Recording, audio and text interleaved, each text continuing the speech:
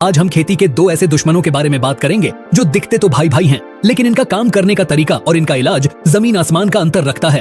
अक्सर हमारा किसान भाई इन दोनों में फर्क नहीं कर पाता और गलत दवा डालकर अपना पैसा और फसल दोनों बर्बाद कर लेता है। जी हाँ, आज का हमारा विषय है पाउडरी मिलड्यू और डाउनी मिलड्यू। हिंदी में इसे हम छाछिया रोग, भभूतिया रोग या तुलासिता रोग भी कहते हैं। आज के इस विस्तृत एपिसोड में हम जानेंगे कि आखिर यह दोनों बीमारियां क्या हैं, इनके फैलने का वैज्ञानिक कारण क्या है, मौसम का इन पर क्या असर होता है, इनकी पहचान कैसे करें कि कौन सा पाउडरी है और कौन सा डाउनी, और सबसे महत्वपूर्ण इनका 100% सटीक, सस्ता और रासायनिक इलाज क्या है। हम जैविक तरीकों पर भी बात करेंगे। यह जानकारी इतनी गहरी और सटीक होगी कि इस वीडियो को देखने के बाद आप अपने गांव के फंगस एक्सपर्ट बन जाएंगे। तो चलिए शुरू करते हैं खेती के इस विज्ञान को। सबसे पहले बात करते हैं कि पाउडरी मिलड्यू और डाउनी मिलड्यू में मुख्य अंतर क्या है। यह समझना सबसे जरूरी है क्योंकि यहीं से इलाज की दिशा तय होती है। बहुत से किसान सोचते हैं कि पत्तों पर सफेद पाउडर आ गया मतलब फंगस है, कोई भी फंगिसाइड डाल दो। यह गलत है। पाउडरी मिलड्यू की पहचान, जैसा कि नाम से पता चलता है, पाउडर। इसमें पौधे की पत्तियों की ऊपरी सतह पर सफेद रंग का पाउडर जमा हो जाता है। शुरुआत में यह छोटे छोटे सफेद धब्बों के रूप में दिखता है, जैसे किसी ने पत्तियों पर आटा छिड़क दिया हो। धीरे धीरे यह पूरी पत्ती को ढक लेता है। यह पाउडर तने और फल पर भी आ सकता है। अगर आप इसे हाथ से छुएंगे तो सफेद पाउडर आपकी उंगलियों पर लग जाएगा। यह मुख्य रूप से एरिसाइफी इरिसिफ नामक फंगस के कारण होता है। डाउनी मिलड्यू की पहचान। डाउनी मिलड्यू थोड़ा चालाक रोग है। यह पत्तियों की निचली सतह से शुरू होता है। अगर आप पत्ती को पलट कर देखेंगे तो आपको रुई जैसा या कपास जैसा फफूंद दिखाई देगा, जो हल्का बैंगनी या मटमैला सफेद हो सकता है। और उसी जगह के ठीक ऊपर यानी पत्ती की ऊपरी सतह पर आपको पीले रंग के तैलीय धब्बे, ओली स्पॉट्स दिखाई देंगे। डाउनी मिलड्यू में पत्ती के ऊपर पाउडर नहीं होता बल्कि धब्बे होते हैं और फंगस नीचे होती है। यह ओमाइसेट्स वर्ग के रोगाणुओं के कारण होता है, जो कि असली फंगस नहीं होते बल्कि वाटर मोल्ड होते हैं। इसलिए साधारण फफूंदनाशक इन पर काम नहीं करते। अब समझते हैं कि यह बीमारियां आती क्यों हैं। मौसम का क्या खेल है। किसान भाइयों, मौसम को समझ लिया तो आधी बीमारी आप वैसे ही पकड़ लेंगे। पाउडरी मिलड्यू का मौसम। पाउडरी मिलड्यू को गर्म और शुष्क दिन पसंद हैं, लेकिन रातें ठंडी और नमी वाली होनी चाहिए। यानी अगर दिन का तापमान बढ़ रहा है और हवा में नमी, ह्यूमिडिटी है, लेकिन बारिश नहीं हो रही, तो पाउडरी मिलड्यू आएगा।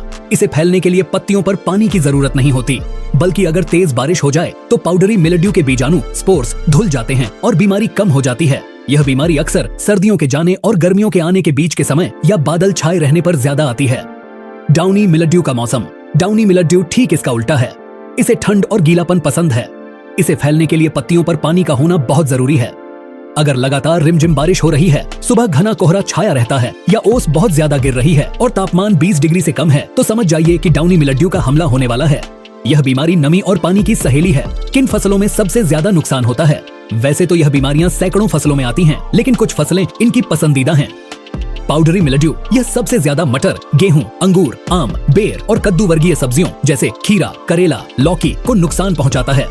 गुलाब की खेती करने वाले किसान भी इससे बहुत परेशान रहते हैं। डाउनी मिलड्यू यह अंगूर की खेती का सबसे बड़ा दुश्मन है। इसके अलावा खीरा, खरबूजा, प्याज और पत्ता गोभी, फूल गोभी में इसका प्रकोप बहुत भयंकर होता है। सोयाबीन और सरसों में भी यह बीमारी काफी नुकसान पहुंचाती है। नुकसान कैसे पहुंचाती है? जब यह फंगस पत्ती पर छा जाती है तो यह पौधे का प्रकाश संश्लेषण यानी खाना बनाने की प्रक्रिया को रोक देती है। पौधा सूर्य की रोशनी नहीं ले पाता। पत्तियां पीली पड़कर सूखने लगती हैं और झड़ जाती हैं। अगर यह फल पर आ जाए, जैसे अंगूर या मटर पर, तो फल फट जाते हैं, उनका विकास रुक जाता है और बाजार में उनका कोई भाव नहीं मिलता। डाउनी मिलड्यू तो इतना खतरनाक है कि यह पूरी की पूरी फसल को 3 से 4 दिन के अंदर गलाकर खत्म कर सकता है। अब आते हैं समाधान पर। नियंत्रण कैसे करें? हम नियंत्रण को 3 भागों में बांटेंगे, कल्चरल और रासायनिक। 1. कल्चरल कंट्रोल, सावधानियां। सबसे पहला काम, खेत में हवा का संचार अच्छा रखें। अगर पौधे बहुत पास पास लगे हैं तो हवा नहीं लगेगी और नमी बनी रहेगी, जिससे बीमारी आएगी। इसीलिए बुवाई के समय उचित दूरी रखें। दूसरा, खेत को खरपतवार मुक्त रखें। कई बार बीमारी खरपतवार पर पलती है और फिर फसल पर आ जाती है। तीसरा, नाइट्रोजन का प्रयोग संतुलित करें। अगर आप यूरिया बहुत ज्यादा डालेंगे तो पौधे की पत्तियां बहुत कोमल हो जाएंगी और बीमारी उन पर आसानी से हमला करेगी। पोटाश का प्रयोग जरूर करें। यह पौधे को बीमारियों से लड़ने की ताकत देता है। चौथा, अगर डाउनी मिलड्यू का खतरा है तो शाम के समय सिंचाई न करें। स्प्रिंकलर, फव्वारा सिंचाई से बचें क्योंकि गीली पत्तियों पर डाउनी मिलड्यू तेजी से फैलता है। ड्रिप सिंचाई सबसे उत्तम है। 3. रासायनिक नियंत्रण, केमिकल कंट्रोल। सबसे महत्वपूर्ण, किसान भाइयों, अगर बीमारी बढ़ गई है तो हमें सटीक रसायन का प्रयोग करना होगा। यहाँ ध्यान दें, पाउडरी की दवा डाउनी में काम नहीं करेगी और डाउनी की दवा पाउडरी में काम नहीं करेगी। पाउडरी मिलड्यू के लिए बेस्ट फंगीसाइड सल्फर गंधक, यह सबसे सस्ता और प्रभावी इलाज है।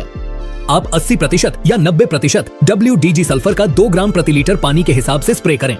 सल्फर कांटेक्ट और वेपर एक्शन से काम करता है, लेकिन ध्यान रहे अगर तापमान 35 से 40 डिग्री से ऊपर है तो सल्फर का स्प्रे न करें, वरना पत्तियां जल सकती हैं। हेक्साकोनाजोल 5% SC, यह एक सिस्टमिक फंगीसाइड है। बाजार में कंटाफ या अन्य नामों से मिलता है।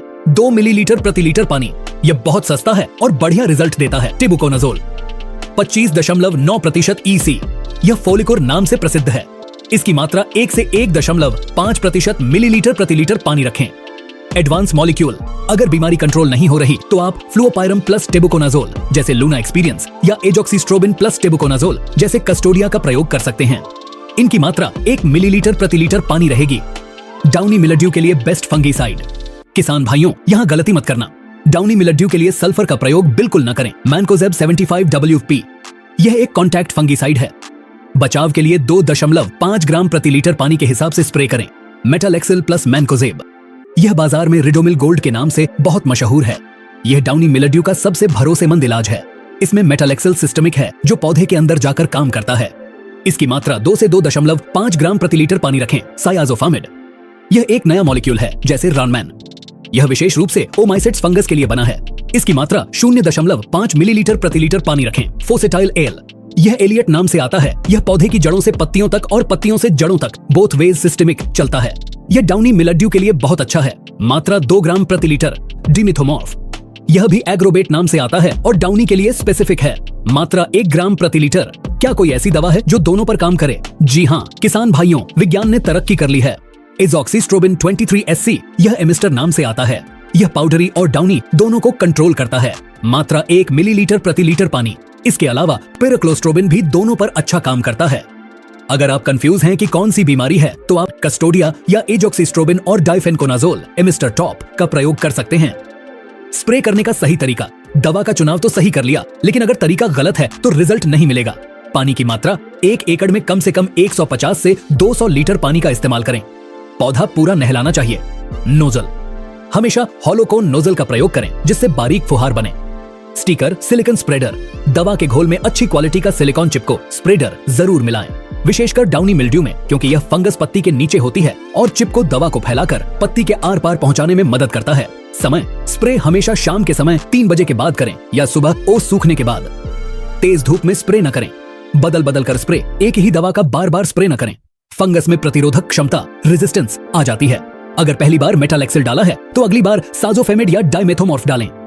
तो किसान भाइयों, आज हमने सीखा कि पाउडरी मिलड्यू सूखा और सफेद पाउडर है जो ऊपर आता है और डाउनी मिलड्यू गीला और रुई जैसा फंगस है जो नीचे आता है। पाउडरी के लिए सल्फर और हेक्साकोनाजोल और डाउनी के लिए रिडोमिल, मेटालेक्सिल और एक्रोबेट डाइमेथोमॉर्फ सर्वोत्तम हैं। अपनी फसल की नियमित निगरानी करें। जैसे ही लक्षण दिखें तुरंत कार्यवाही करें। याद रखें, इलाज से बेहतर बचाव है।